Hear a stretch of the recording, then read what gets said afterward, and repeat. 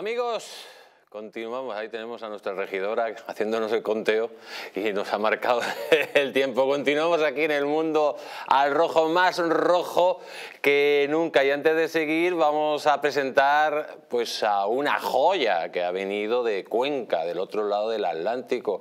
Con nosotros tenemos a la bella Alessandra DV. Buenas noches, Alessandra, ¿cómo estás? Buenas noches, Jesús. Aquí muy contenta de estar en tu programa otra vez. ¿Tú sabes lo que significa esto para el mundo al rojo? Que vamos a tener un momento de elegancia sublime. ¡Qué suerte! Para todo, en exclusiva, aquí en España, qué para suerte la Radio Televisión Española. De estar aquí. No, qué suerte para la gente que nos está viendo. Gracias, poner Gracias. este momento. Alessandra, que luego hablaremos contigo, una de las mejores diseñadoras, tanto de joyas como de complementos, y todos haciendo referencia a la historia de España. A la hispanidad, que es una belleza. A la hispanidad, tú lo has dicho, busca la historia de España y de América. Sí, a lo que nos pertenece y de lo que debemos estar muy orgullosos, de eso sí. Sí.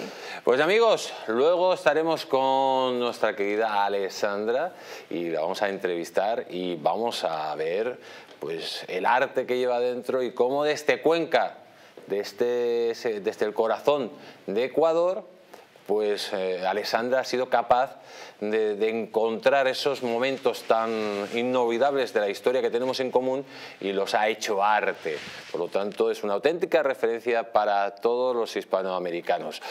Pero antes de seguir, vamos a presentar a nuestra querida Mabel Petit, que está al otro lado del Atlántico, nada más y nada menos que la Gran Manzana. Buenas noches, Mabel, ¿cómo estás? Muy buenas noches, Jesús. Un gran saludo para acá, para toda la gente desde Manhattan. Mabel, pues precisamente quiero hablar lo que está pasando en Manhattan y bueno, y en Estados Unidos en general, ¿no? Quiero poner una serie de vídeos de saqueos masivos que ha habido en los supermercados de los Estados Unidos. Vamos a poner el primer vídeo. Look at him. Oh my God. Oh my God. They're badass kids.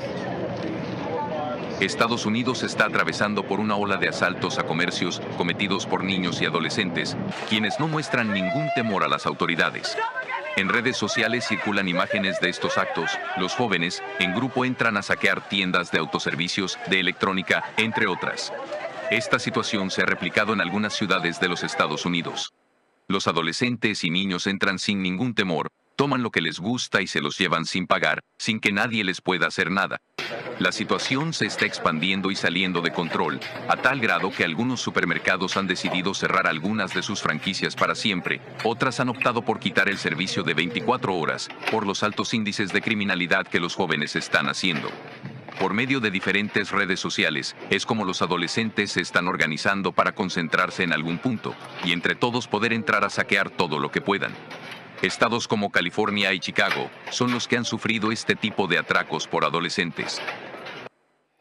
Mabel, ¿qué está pasando en Estados Unidos? Que se está desatando directamente la anarquía y sobre todo en estados donde gobiernan los demócratas, ¿no? Donde parece que todo baile, que la ley no existe y donde pues sobre todo estamos viendo que, bueno, desde que se ha ido un señor que se llama Donald Trump, pues las cosas van cada día peor en ese gran país.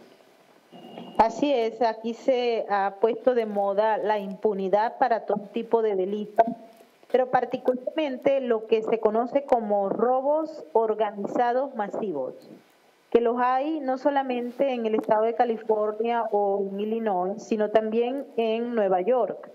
Esto se debe a la propuesta que han hecho varios representantes demócratas de cambiar la ley, entre ellas la ley de fianza, que hace que las personas que están siendo arrestadas por robos y por delitos que se consideran menores no sean arrestados y se mantengan en libertad. En el caso, por ejemplo, de estos robos masivos, vale la pena recordar que también hay un cambio de lo que representa... Mabel, a ver si puedes el teléfono acercártelo más porque perdemos un poco el audio. Haz el favor. A ver, aquí vamos a ver si me escuchan ahora. Ahí.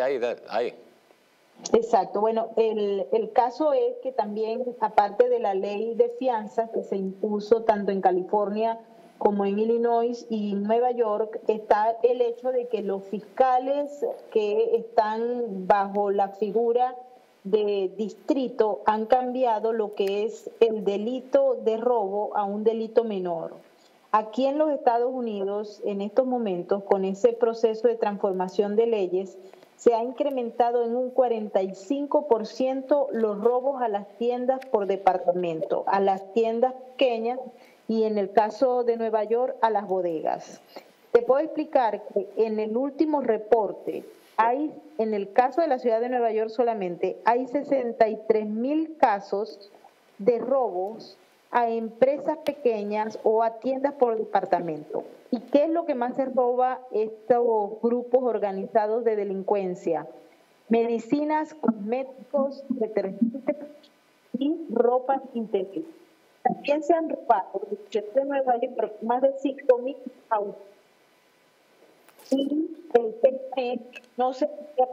Estamos teniendo problemas de conexión. A ver si los compañeros recuperan la conexión y mientras voy a pasar aquí la palabra. Señor Vera, es alucinante lo que está pasando en Nueva York con estos robos masivos que parece más como la película del Joker o la de Batman, que se está repitiendo casi el mismo sistema, ¿no? Sí, porque claro, este tipo de cosas pasaban siempre, no sé, cuando se produce pues un apagón o cuando hay algo pues muy gordo, ¿no? Un atentado, no sé cuántos, que entonces las bandas organizadas entran a mansalva en cualquier tipo de establecimiento para llevarse todo y arrasar con todo lo que pueden, ¿no? Pero no en una situación normal.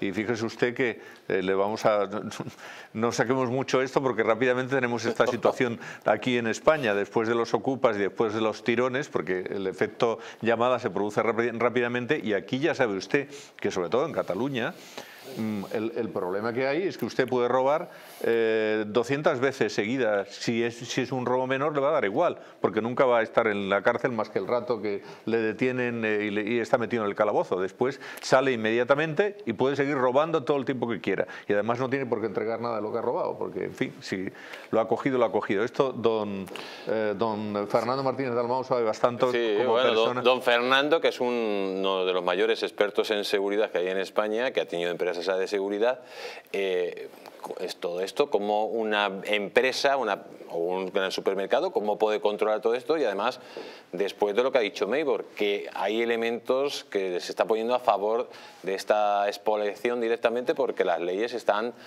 poniendo muy light, ¿no?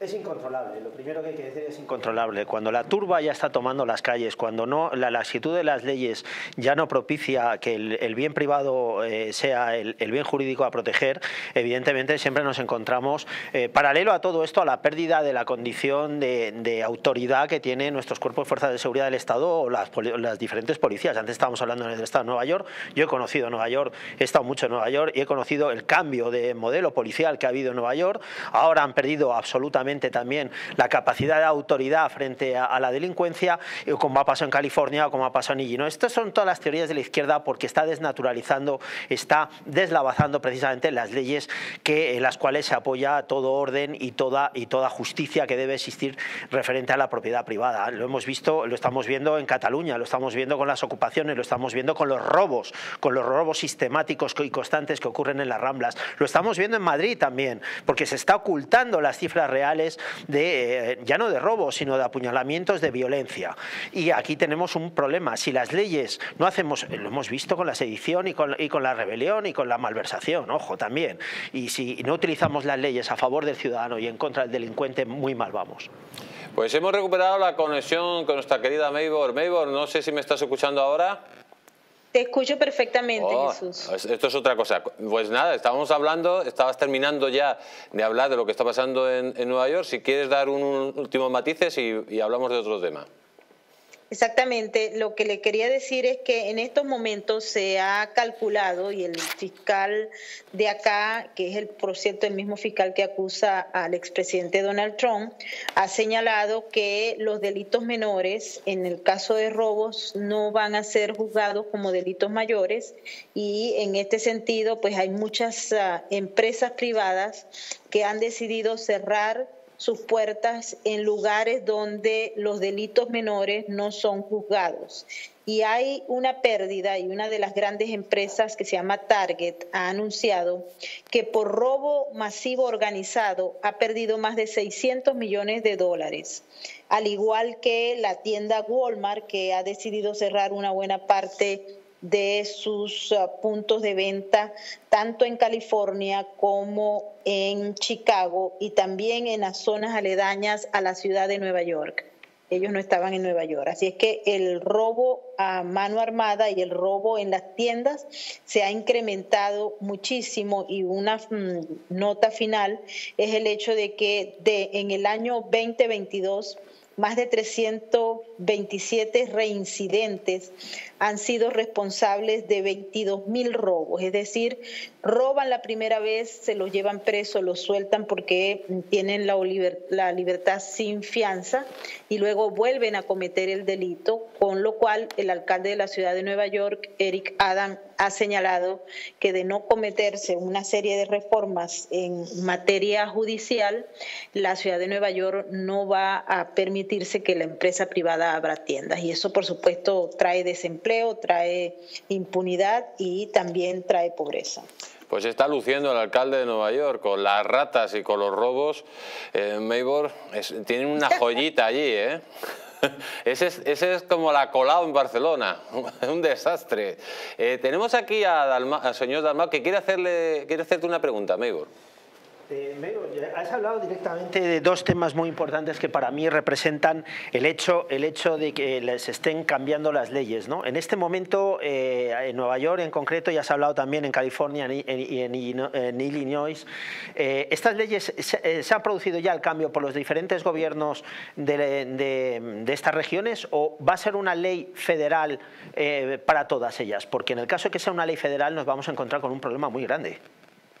No, son leyes estatales, pero particularmente en el caso de California o en la ciudad de Nueva York son leyes locales. Y eso es lo que permite que los grupos de izquierda radical impongan su criterio por encima de aquellos que están más bien apegados a la no impunidad y al establecimiento de la justicia. Aquí esto es una agenda política clara. Maybor, vamos a cambiar de tema y quiero preguntarte por esa entrevista que le hicieron a Elon Musk, que decía directamente que Soros odia a la humanidad. A ver si nos ponen la noticia, ahí lo tenemos. ¿Qué es lo que pasó? ¿Cuáles son los problemas que tiene Elon Musk con ese hombre tan bueno que es el señor Soros? Mira, Elon Musk está muy enojado con el señor George Soros porque aprovechó lo que significó un elevado puntaje en las acciones de Tesla para venderlas con el ánimo de especulación, de acuerdo a lo que se ha conocido acá. Y por supuesto también está el ataque ante la política que ha tomado Elon Musk en Twitter, y es una política que también conlleva, y el millonario lo ha hablado en múltiples oportunidades, en desligarse del Partido Demócrata y particularmente del gobierno federal, por quien el señor Elon Musk votó a favor de Joe Biden y de Kamala Harris, pero que hoy en día él está desaprobando toda la política que se está llevando a cabo desde el gobierno federal.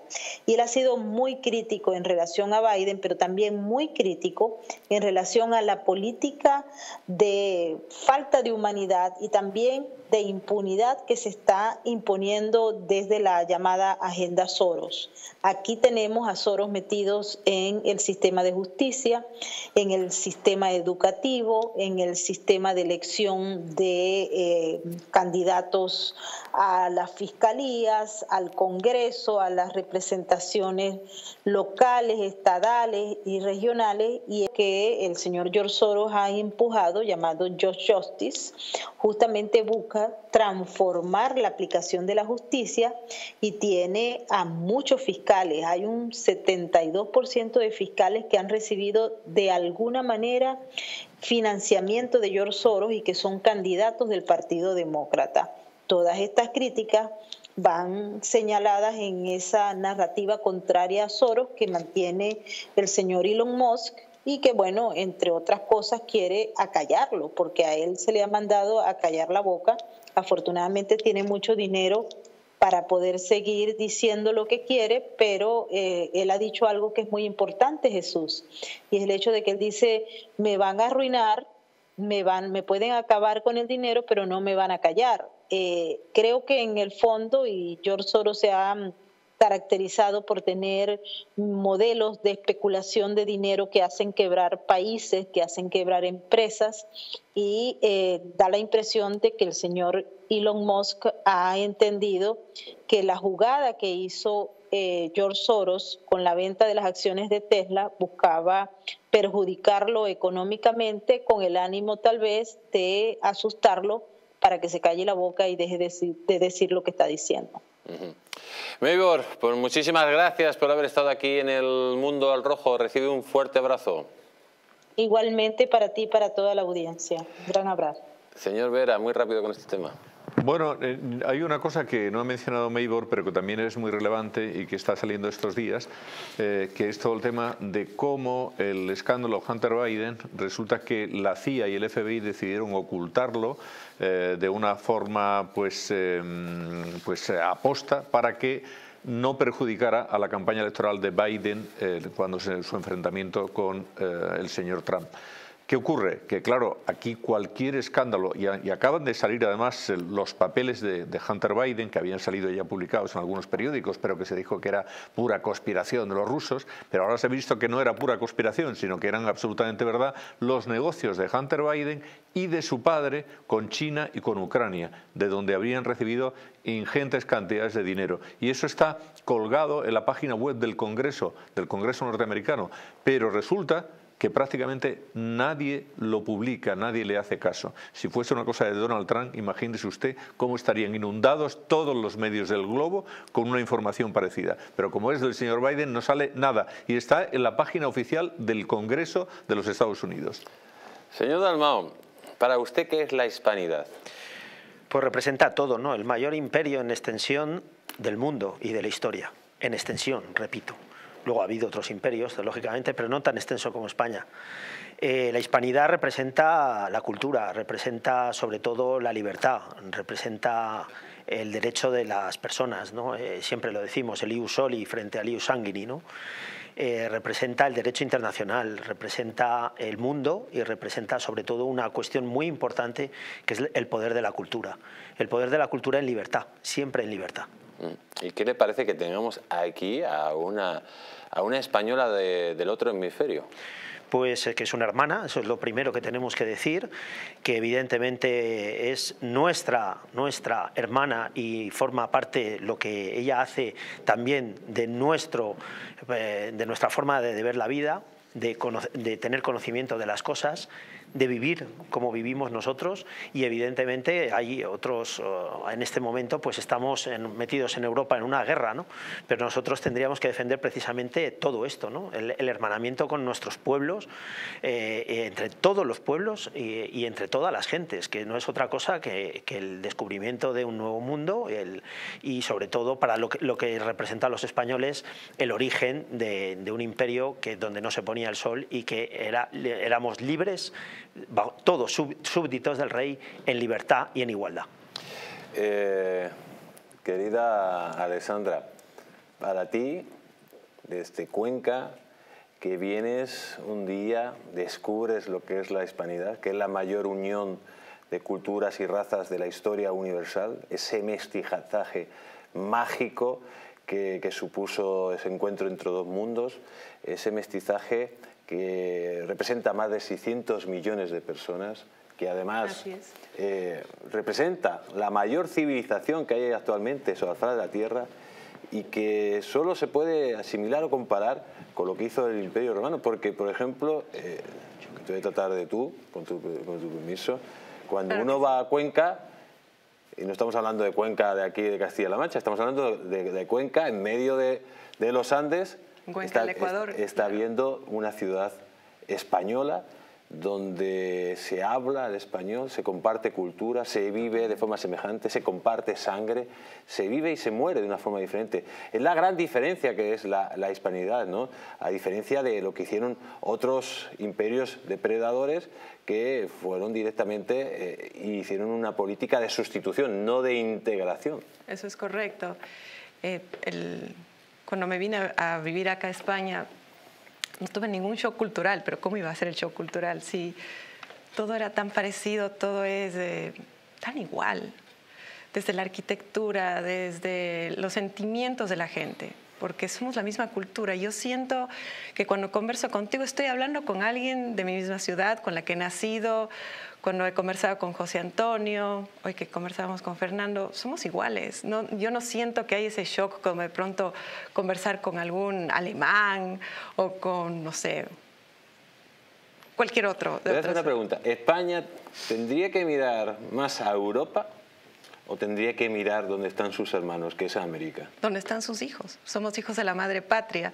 Yo pienso que tienen que mirar allá, América. De donde... Porque claro, o sea, nos parecemos muchísimo más, compartimos sangre, genes, etcétera. Un español tiene mucho más en común que con un francés, ¿no? Pero yo el otro día le oía una de estas políticas de izquierda que decía que se debe decir la matria. Y a mí esto me sorprendía muchísimo porque yo digo, no, es que España es la madre patria porque es la familia, es la madre y la patria de pater. Claro. Entonces es la familia y fue lo que España le dio al mundo, esta proyección de la familia. Acuérdate que los primeros viajes, incluso los de Colón, habían mujeres. En los viajes de los ingleses no habían mujeres porque los ingleses eran supersticiosos, entonces pensaban que la mar se iba a poner celosa. Entonces no llevaban mujeres, sino el mascarón de proa que llevaban ellos. Y partiendo de una madre, de un tronco común donde han nacido pues otras naciones, como son las naciones hispanoamericanas, a partir de allí, y sobre todo después de muchos años de una política casi de falta de respeto a esa madre que le dio todo, tú dices que vamos a reivindicar nuestras raíces, porque nuestras raíces son colectivas y son unas raíces que hacen grande no solo a España, sino al conjunto de Hispanoamérica, porque no hubo Hispanoamérica cuando mejor se vivió, cuando más rica ha sido y cuando verdaderamente era súper potente, fue cuando todos estábamos unidos, ¿no? Y además es un tema, ahora que dices, y yo digo que no tuve shock cultural, claro que tuve uno, que es darme cuenta que aquí... ¿Se encontró con Pablo Iglesias? No, eso ya fue un shock y eso, visual. Eso claro, diría, joder, yo que tengo tanta relación con los españoles y veo ¿por qué me parezco a él? A un semiser más parecido a ciertos animales que a una persona humana, ¿no? Sí. Ahí usted se chocaría.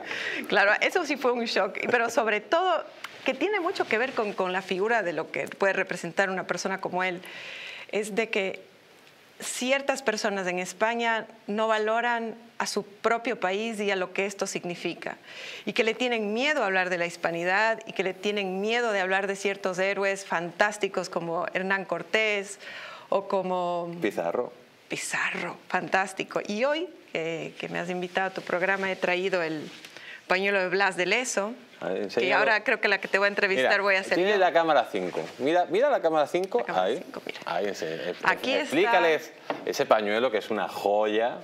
Porque hay que decir que Alessandra... Es un cómic. Estos pañuelos están hechos con la misma tela que Hermes. Así es. Y además porque es una apuesta tiene otro color. Por la cultura común, ¿no? Hay que decir, para todos aquellos que no lo conozcan, Blas de Lezo es el gran defensor, amigos, de... Ahí tengo la cámara. El gran defensor de Cartagena de India. Gracias a él, pues 600 millones de personas hablan el español. Yo por lo menos estoy aquí conversando contigo. Y no somos... Pues, gracias a esta... Y no Hispanoamérica no sería una colonia o imagen, sería ¿no? un engendro, por ejemplo, como las Bahamas, las Guayanas o Belice, ¿no? Un engendro, dice. Yo les quiero contar que cuando yo había pensado en el desarrollo de este pañuelo en especial, que era un cómic, porque la figura de Blas de Lezo, no existen fotos de él, no existen... España le debe mucho a Blas de Lezo. Fue un hombre que murió solo, abandonado, y ni siquiera nadie sabe dónde está. Entonces, en esto de pensar que sería buena idea un cómic, y como el pañuelo tiene doble lado, porque el otro lado es verde, como es Cartagena, porque es la ciudad de la Esmeralda, entonces yo quería que sea todo verde. Entonces un día invito a Jesús y a Roxana, su esposa, a mi casa y le digo, mira Jesús, aquí he hecho a don Blas de Lezo, que le faltaba un ojo, una pierna y me dice, todo está perfecto, pero tú me dijiste, te falta lo mejor. Y había un huequito ahí que yo no sabía cómo definir. Y es esta imagen. A Vernon de rodillas, claro. Y la bandera británica pisoteada por el gran almirante vasco. Bueno, más que eso, gran almirante vasco, pero yo quiero ahora hacerte la entrevista yo a ti. Venga. Cuéntame de qué se trata esta imagen y por qué es tan valiosa para la hispanidad. Hombre, yo lo he dicho, Blas de Lezo salvó a la hispanidad de caer en las manos de los ingleses. Si hubiera pasado, por ejemplo, como cayó en su momento la parte francesa de Canadá, pues no hubiera quedado resto alguno de la ningún hispanidad. Indígena.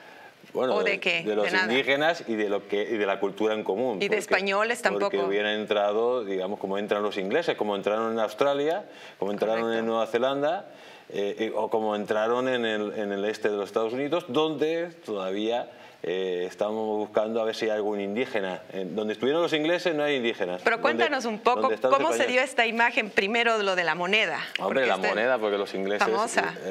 Me voy a coger aquí la cámara 1. Los ingleses, amigos, en la batalla de Cartagena de Indias, pues directamente la daban por ganada, y entonces hicieron una gran fiesta, ya estaban celebrando la victoria. De hecho, hicieron una canción que era Rule Britannia, se hizo en honor a la batalla de Cartagena de Indias, que por cierto la perdió, y emitieron monedas que ponían a Blas de Lezo, que por cierto era tuerto, manco y cojo, le ponían de rodillas ante Vernon, y por eso nuestra querida Alessandra pues lo hizo.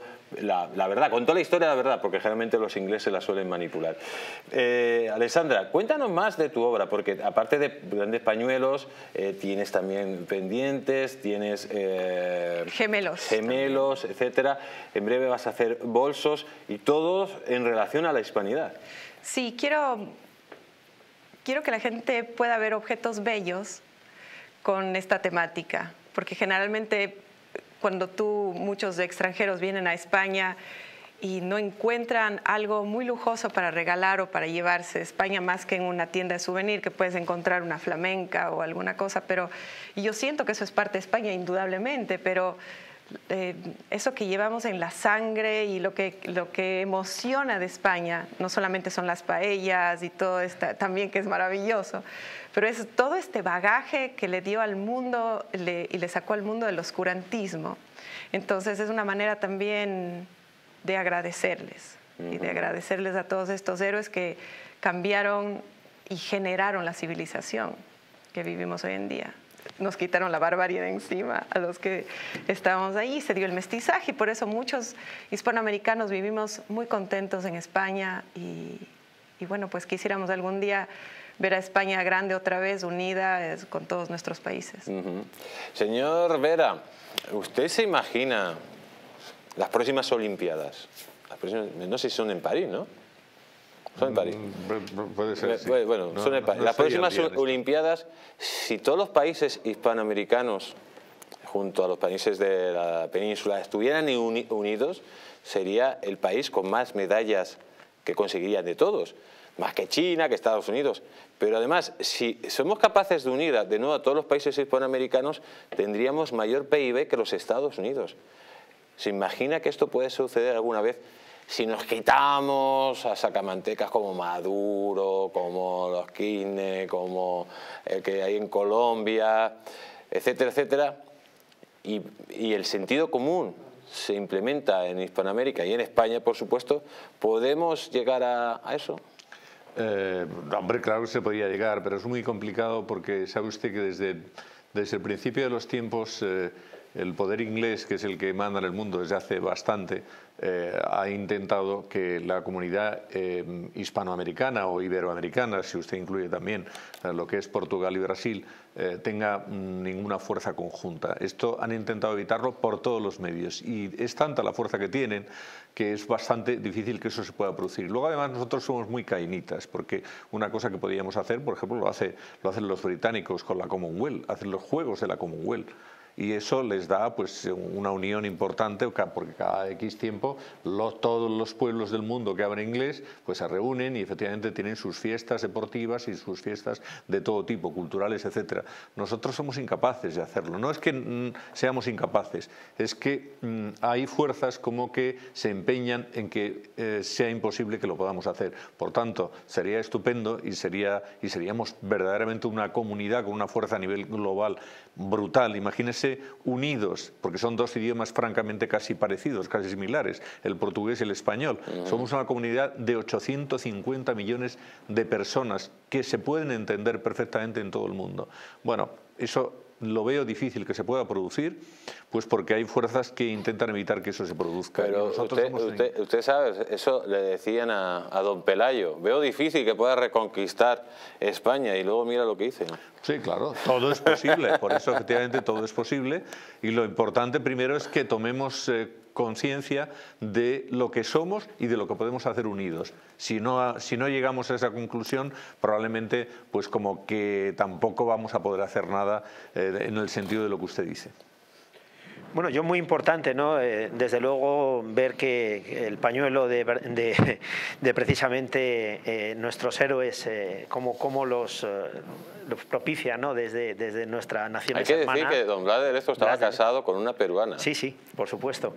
Y además todos los héroes que hemos tenido, ¿no? De Cortés, en fin, Bernardo de Gálvez, en fin, Bernardo de Gálvez, que tanto ha tenido que ver con la independencia contra los ingleses, repetimos, por la independencia de los Estados Unidos, por la libertad de Cabeza de Vaca, que llegó hasta California, que llegó hasta Coronado, etcétera. O sea, hemos llevado efectivamente lo universal, hemos constituido lo universal, el pensamiento universal, pero al mismo tiempo hemos dado absolutamente los derechos individuales, hemos creado la ideología universal de libertad y hemos concedido los derechos individuales.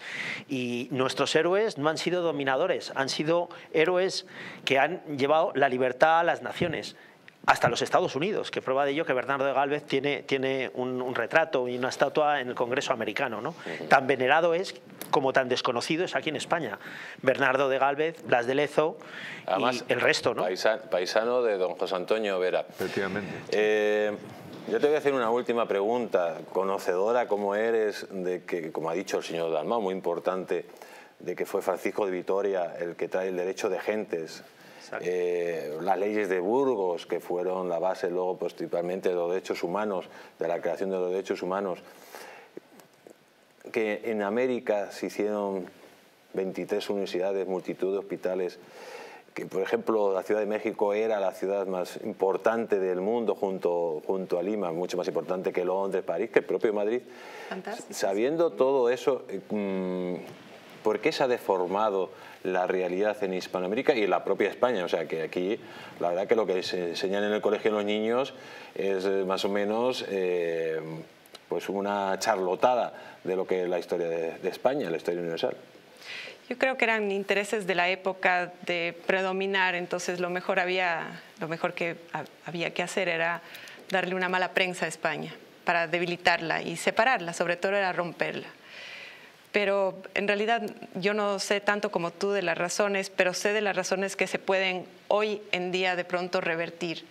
Y es que cada español y que cada hispanoamericano pueda abrir un libro, leer un libro de los tuyos, leer un libro de varios autores que cuentan la verdad, que están documentados, y sobre todo usar el sentido común, que es el menos común de los sentidos, y ver cómo en un número tan corto, frente a tantos cientos de miles y millones de indígenas, un grupo de españoles logra liberar a todos estos pueblos y logra generar la belleza que, más allá del tema de las guerras, que también, pero lo que a mí me gusta hablar es de la belleza del mestizaje. ¿Por qué se logró?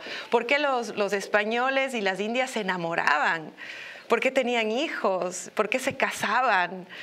Por ejemplo, Francisca Pizarro Yupanqui fue la primera mestiza noble de España, que es la hija de Francisco Pizarro, que se casó con la nobleza inca. Y se enamoró muchísimo y no habían matrimonios forzados ni nada de eso, había libertad y había prosperidad, como tú has mencionado ahora mismo, y hay un video tuyo que circula por todas las redes sociales que cuentas qué es lo que pasó con México, que era el país más rico del mundo en la época de la... Pero vamos a lo tuyo. españoles. Mira, tienes una cámara, tienes, bueno, ahí, la 5, la cámara 5. Mira la cámara 5 y di dónde pueden comprar estas joyas que tú creas, que hace ese homenaje a la hispanidad, al mestizaje y a la unión entre culturas. Mira la cámara y di... Gracias, miren, a ver. ¿pueden comprar mis joyas? ¿Dónde pueden comprar Solo sus en mi joyas? página web, porque en ninguna tienda aún va a estar porque se asustan. Entonces, hasta que no termine este desconocimiento de la hispanidad y lo que es esta belleza, mi página web. Además, me gusta tener ¿Y a cuál mí es tu página web? alexandradv.com. Claro, la gente no se adivina. No sabe, no tienen que adivinarlo. No. Pero esto es importante, señor, muy rápido porque ya estamos fuera de tiempo. Es increíble que esté defendiendo la historia común de España y que haya grandes superficies que no estén colaborando y instituciones que no colaboren, digamos, por lo menos para darle las mismas oportunidades para vender su producto respecto a otros. Absolutamente, porque es una producción verdaderamente maravillosa, es linda, es puro arte y van a ganar mucho dinero, porque se va a vender muy bien, porque al final en España y en Latinoamérica somos muchísimos los que creemos en unos principios que son compartidos, porque somos la misma comunidad, ¿no? Lingüística, cultural y de tantas cosas. Por tanto, están perdiendo la oportunidad. Y sobre todo que se suscriban a mi newsletter si quieren oír historias y cosas. ¿Y cuál es tu newsletter? alexandradv.com, ahí ponen el email y les llega un email diario con noticia diaria muy diferente y muy entretenido sobre todo. Yo ya me compré un pañuelo precioso de Alessandra a través de alexandradv.com y estoy encantado con él, tengo que decirle. Lo que es increíble es que no sea ya número 1, porque es un orgullo. Pero vamos tener a ese contar una anécdota. Con permiso, don Fernando Martínez Dalmau. Don Fernando Martínez Dalmau, desde que lleva los pañuelos de Alexandra DV, las chicas se le tiran por la calle. Cuéntenos usted eso. Bueno, me saludan. Le saluda, por lo menos le saluda. Lo que es el orgullo es ver representado en un pañuelo, y repito que debería ser el éxito de número 1 en España, en toda España, de comprar ese pañuelo, porque representa mucho más de lo que está representado en el mismo pañuelo. Gracias. Alexandra, muchísimas gracias por haber estado aquí en El Mundo al Rojo. Gracias, Jesús. Muchísimas gracias, Buenas don noches. Fernando Martínez Dalmau, señor Vera. Buenas Amigos, noches. nos despedimos de todos ustedes hasta la próxima semana, recordándoles que sean buenos, que Dios les bendiga y que Dios bendiga a la Madre Patria.